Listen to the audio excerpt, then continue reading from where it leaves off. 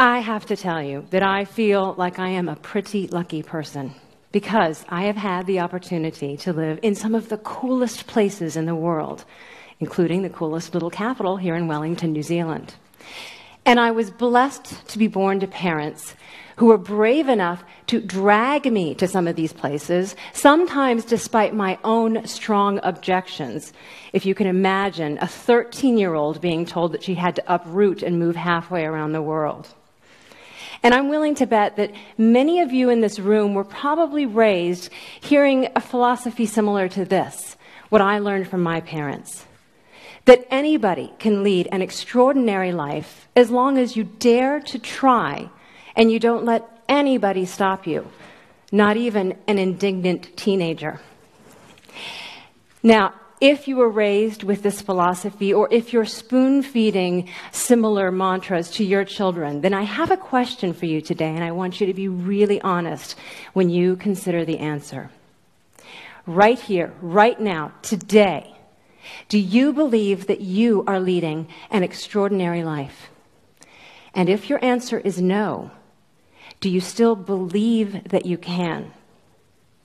Now, I know that we all have moments. And those moments are, for example, when you're looking at your friend's Facebook feed and your life seems, well, a little less exciting. Or when you're sitting on the couch, perhaps, and you're watching an Olympic athlete push her body beyond, it seems, the laws of gravity. And suddenly, that afternoon run you were planning seems just a little bit pointless. Or dare I say it, after you've seen someone take a TED Talk stage, a brilliant mind, an innovator, inventor, 30 years old or 13, and they've already changed the world, and you look in the mirror and you ask yourself, how do I add value? We all have moments.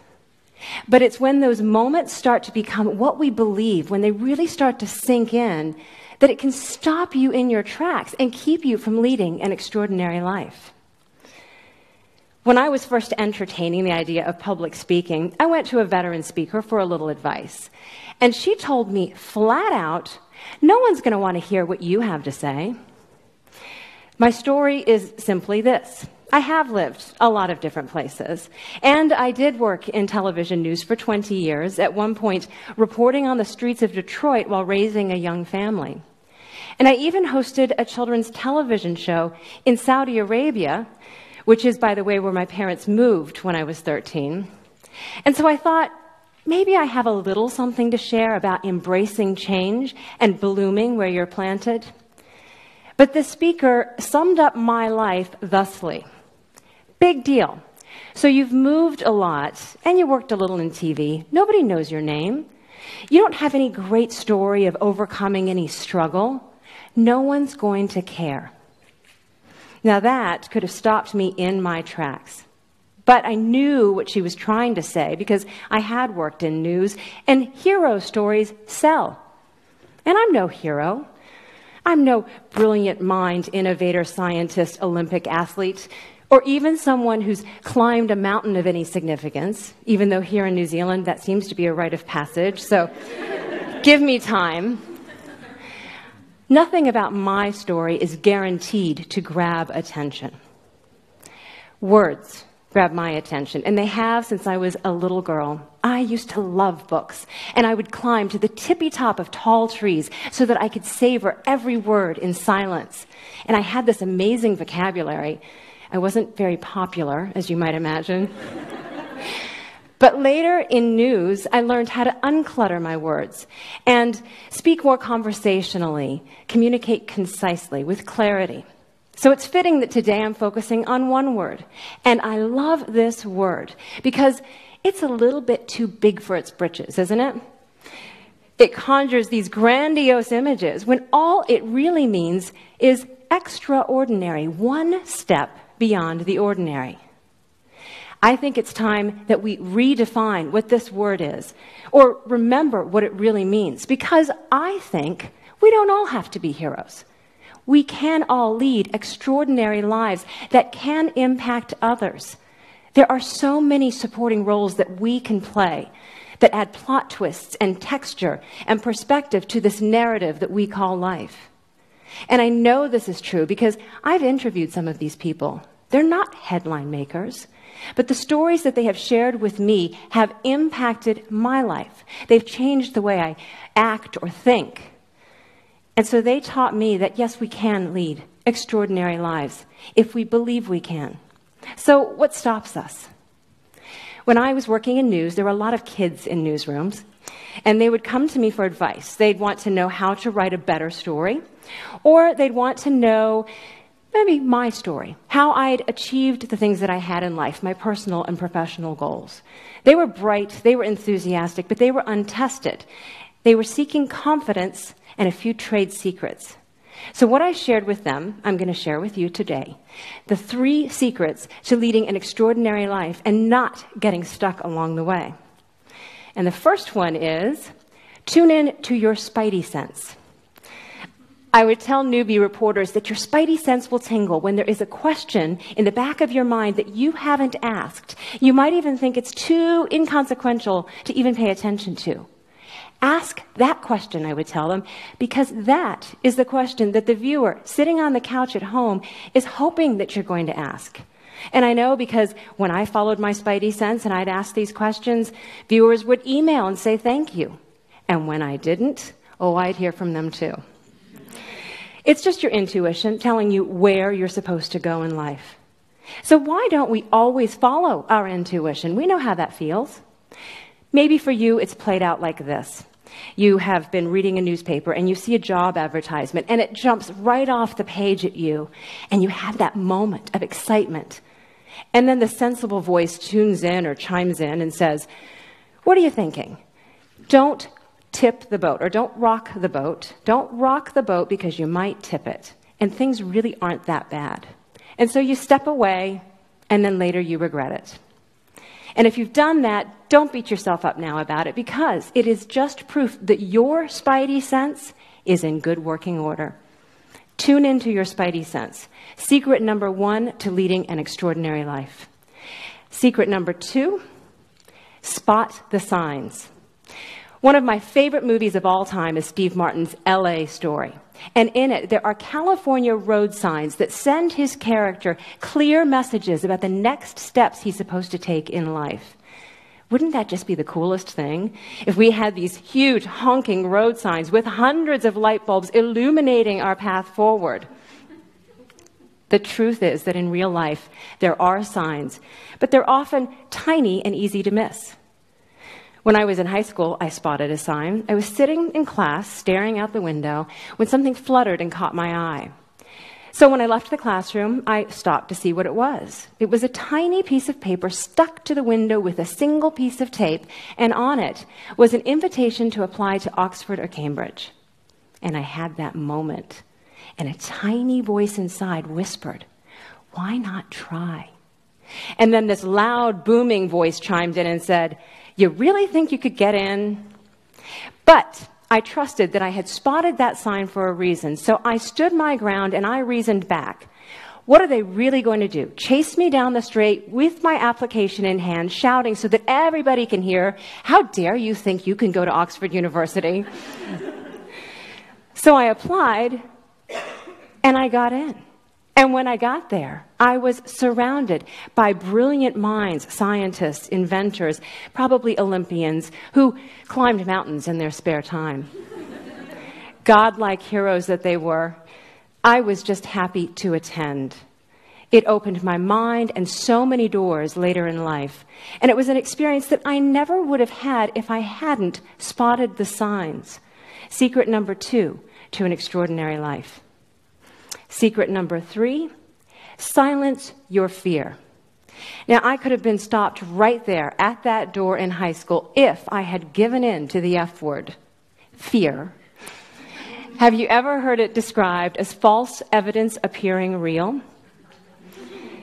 It's a really good acronym when you have that loud, obnoxious voice of fear in your head trying to stop you from doing what you think you might be able to do. And by the way, it gets louder and more obnoxious the more you try to ignore it. The point is, you don't ignore fear. you do listen to it. Because, as people who have climbed mountains will tell you, sometimes fear is sending you some really critical information. So you live with fear, you sit with it, you scan it for any information that might be of real value, and then you turn the volume way down. And it takes practice to do that. It also takes courage. There is a public speaker and author who encouraged me to take the podium and share my stories. Her name is Cindy Solomon, and she identifies 4 different kinds of courage. The courage that Cindy says you need to silence your fear is core courage. In other words, you choose to be courageous, knowing all of the consequences. Now, I'm someone that, if you give me a challenge, I'll identify every possible pitfall and worst-case scenario. I get it from my mother, who gets it from her mother, who she says considered worrying a religion. But the truth is, we're all courageous women. We have all leapt into the unknown, eyes wide open, knowing that if the worst-case scenario happened, at least we'd have an adventure to show for it. Silence your fear, secret number 3 to an extraordinary life. And what an extraordinary adventure moving to New Zealand has been. I did leave behind a career of 20 years and a comfortable life in sunny California to move sight unseen to windy and wet Wellington. And some people thought I was just a little crazy. But the truth is, if I'm being honest with myself and with those kids in the newsroom, I had gotten stuck. It looked like I was living my life full speed ahead, but on a daily basis, I was overriding my own spidey sense that was telling me I had outgrown my job and my life on the outside did not reflect who I was on the inside. And there were signs. I did not know then that I would be moving to Aotearoa, the land of the long white cloud, but I spotted in the clouds, and I've enhanced it so that you can see clearly what I saw, the first 3 letters of my name. And I took that to mean it's up to me to write the rest of my story, not just let life happen. A far clearer sign came to my husband in the form of a single tweet letting him know about this position down in the Southern Hemisphere. And his spidey sense tingled, and he applied. And 3 weeks later, he was offered the position. And we sat down together to silence our fear, carefully considering the consequences, because this time we had a couple of our own somewhat indignant children we were uprooting. And then we took the leap, eyes wide open. And what did we find out? You can rock the boat, and it doesn't tip over. And you can get unstuck and lead an extraordinary life once again. I mean, look at me. I was just considering public speaking, told no one would care, and I'm standing on the little round rug of a TED Talk stage. Dreams can come true. People who aren't heroes can lead extraordinary lives. And I know that what I'm sharing up here is not necessarily anything scientific, even though there is new science or new studies that show there is something to intuition, wishful thinking there. So it may not be anything new that I'm sharing, and it may not be anything scientific. And right there, I know I have broken 2 rules of a good TED Talk. But the wisdom I am sharing is passed down from generation to generation, from my parents to me, theirs to them, and yet somehow it is still not always getting through, or at least it's not sticking. So that's why I'm here today, to tell you that if your answer when I asked you those questions in the beginning was no, that you don't believe you can lead an extraordinary life, or that you don't think you are now, to redefine what extraordinary means to you, remembering it is just one step beyond the ordinary, one step beyond your comfort zone. And I challenge you, because history shows that people learn things through stories, individual stories impacting individual people.